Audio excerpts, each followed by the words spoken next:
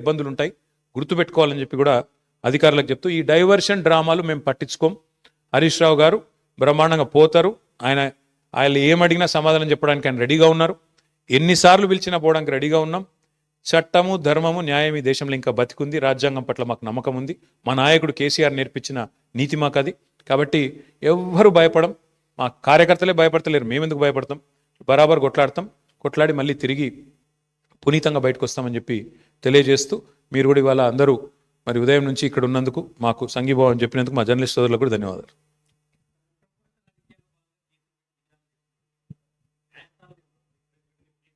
ఇప్పుడు న్యాయస్థానాల్లో ఆల్రెడీ కాళేశ్వరం విషయంలో ఆశ్రయించాము. కాళేశ్వరంలో ఆల్రెడీ విచారణ జరుగుతోంది. ఫోన్ ట్యాపింగ్లో కూడా already the matter is sub జుడిస్. వాస్తవానికి సుప్రీంకోర్టులో వ్యవహారం నడుస్తూనే ఉంది. ఆల్రెడీ హరీష్ రావు గారికి సుప్రీంకోర్టు కొట్టేసింది, క్లీన్ చిట్ ఇచ్చింది. అయినా ఎందుకు పిలిచారో మీరు వాళ్ళని అడగాల. విచిత్రం ఏంటంటే బ్రదర్, మేమేమో ఈ 2 ఏళ్లలో 200 ప్రెస్ మీట్లు పెట్టింటాం ముఖ్య నాయకులు అందరం కలిసి. ఒక్క ప్రెస్ మీట్ ఫోన్ ట్యాపింగ్ మీద ఒక్కడు కాంగ్రెస్ వాడు పెట్టినాడే? ఒక్కడు ఎవడన్నా బాధ్యత గల్లోడు?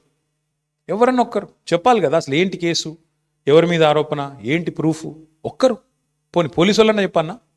ఏది లేదు, అంతా లీక్ల మీదకెళ్ళి నడిపిస్తున్నారు. మీరు కూడా అవే రాస్తున్నారు.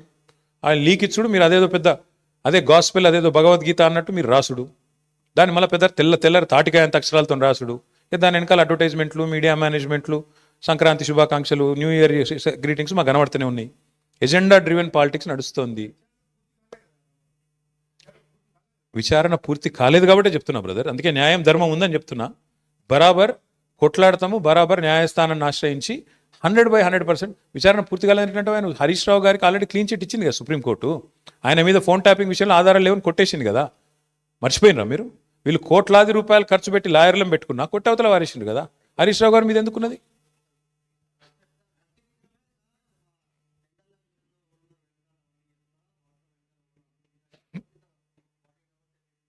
నా పేరు KT Rama Rao. You're asking the wrong person. ఏమవుతుంది అన్న తెలియదు. దొంగలు వచ్చి ఉల్లు పంచుకుంటున్నారు. ఒక ఆయన మిస్టర్ 20%, ఒక ఆయన బ్యాగ్ మ్యాన్. 2 బ్యాగులు పంపిండేమో. ఏముంటుంది అందులో పెద్ద దాచిపెట్టేది ఏముంది? అయినా పెద్ద తెలివని ముచ్చటేముంది? బ్యాగులు పంచుకొని పదవులు కాపాడుకునే బ్యాచ్ అది, దండుపాలెం బ్యాచ్. ఒక ఆయన 20%, ఒక ఆయన 30%. ఏమున్నది? ఈ దేశంలో అందరికీ తెలుసు బ్రదర్, కాంగ్రెస్ అంటేనే స్కామ్ గ్రేస్. వాళ్ళు చేసే దుర్మార్గ పనుల నుంచి, వాళ్ళ కమిషన్లు, వాళ్ళ దందాల నుంచి దృష్టి మరల్చేందుకే ఇక మా మీద వేసే ఈ ఎంక్వైరీలు, కమిషన్లు. అది కథ.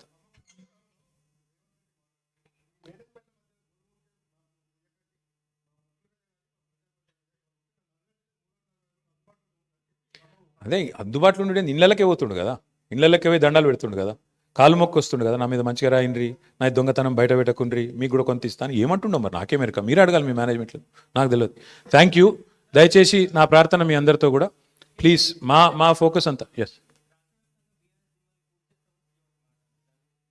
ఇటువంటి జోకర్ గాలని మస్తు చూసినాం భయ్. ఇగో ఇదివరకు కూడా మస్తు మంది మస్తు మాట్లాడిన, మకల కొట్టింది పుబ్బల పోతుంది అన్నారు, అసలు పార్టీ తుపేలు అన్నారు, ఇదన్నారు, అదన్నారు.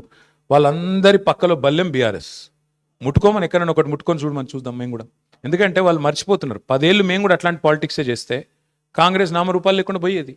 ఇవాళ పాపం ఆయన అక్కస్సు, ఆయన బాధ అంతా ఏంటంటే, ఆయన పాపం కాంట్రాక్ట్ పద్ధతిలో, అవుట్సోర్సింగ్ పద్ధతిలో సీఎం అయిండు పేమెంట్ కోటాలో. ఆయన బాధ అంతా ఏంది? సొంత ఐడెంటిటీ లేదు, ఇంకా ఎవరు గుర్తుపడతలేరు, ఇంకా కూడా గుర్తుపడతలేరు పాపం. గుర్తుపట్టకపోతే యాక్టర్లను జైలు వేస్తాడు, యాక్టర్లు పోయి బతిమలాడుకోకపోతే జీవోలు ఇయ్యాడు. ఆయన ఐడెంటిటీ క్రైసిస్లో ఉన్నాడు. ఆఖరికి ఏదో హార్వర్డ్ పోయి చదువుకుంటాడట. మరి చదువుకొని వచ్చి ఏం చెప్తాడో తెలియదు నాకు.